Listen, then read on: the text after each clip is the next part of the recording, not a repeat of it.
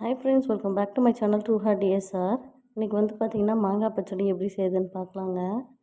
அதுக்கு வந்து பார்த்திங்கன்னா கிளிமுக்கு மாங்காய் எடுத்துருக்கேங்க. அது 3 மாங்காய் எடுத்திருக்கேன். உங்களுக்கு எவ்வளோ தேவையோ அவ்வளோ போட்டுக்கலாம். இது எல்லாமே தோல் சீவி எடுத்துக்கலாங்க. இந்த மாதிரி இதெல்லாம் செய்கிறப்போ பார்த்திங்கன்னா மாங்காய் பச்சடி வந்து சூப்பராகவே இருக்கும். மற்ற மாங்காயில் செஞ்சால் கூட கொஞ்சம் புளிப்பு இருக்கும். பட் இதில் செஞ்சோன்னா ஓரளவுக்கு எல்லாமே கரெக்டாக இருக்கும். டேஸ்ட் பார்த்திங்கன்னா இதில் ஏன்னா இனிப்பும் புளிப்புமே கலந்துருக்கும். ஸோ நம்ம இதில் செய்கிறப்போ மாங்காய் பச்சடி சூப்பராகவே இருக்கும். இது எல்லாத்துலேயுமே தோல் சீவியாச்சுங்க. தோல் பாருங்கள் எப்படி வந்திருக்குன்னு. இது எல்லாத்தையுமே கட் பண்ணிக்கலாங்க. இந்த மாதிரி ஸ்லைஸாக போட்டால் நல்லாயிருக்கும். உங்களுக்கு திருவி போட்டால் கூட போடலாம். பட் இந்த மாதிரி போடுறப்ப சூப்பராக வெந்திருக்கும். இப்போ கடாயில் எண்ணெய் ஊற்றிக்கலாங்க. கடுகு போட்டுக்கலாம். 1 ஸ்பூன் அளவு கடுகு போட்டிருக்கேன். கடுகு பொரிஞ்சோடனே நம்ம மாங்காய் சேர்த்துக்கலாங்க. நான் மாங்காயுமே சேர்த்துக்கோங்க. இதை நல்லா வதக்கணுங்க. அது வதங்கிடுச்சுன்னா பார்த்திங்கன்னா வந்து கலர் வந்து சேஞ்ச் ஆகும். அதை வச்சு தெரிஞ்சுக்கலாம். வெல்லம் வந்து 1/2 கிலோ அளவு எடுத்துருக்கேங்க. நம்ம ஃபஸ்ட்டே இதை வந்து இடித்து வச்சுக்கலாம்.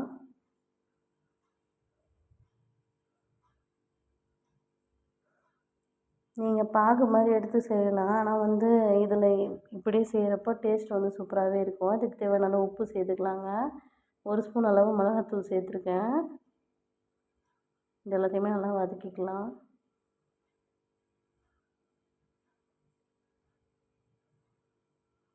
இப்போ அதுக்கு தேவையான அளவு தண்ணி ஊற்றிக்கலாங்க. தண்ணி வந்து பார்த்திங்கன்னா மாங்காய் வந்து முழுகிற அளவு ஊற்றினா போதும்.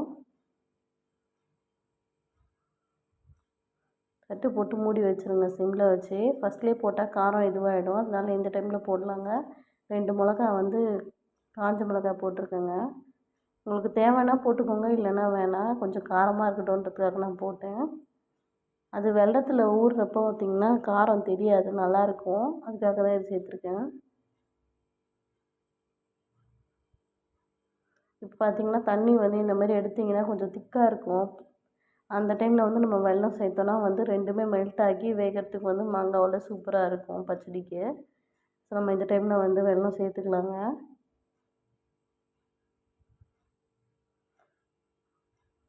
இந்த மாதிரி வெல்லத்தை சேர்த்து கலந்து விட்டுருங்க. அது வந்து சூடில் வந்து நல்லா மெல்ட் ஆகிடும்.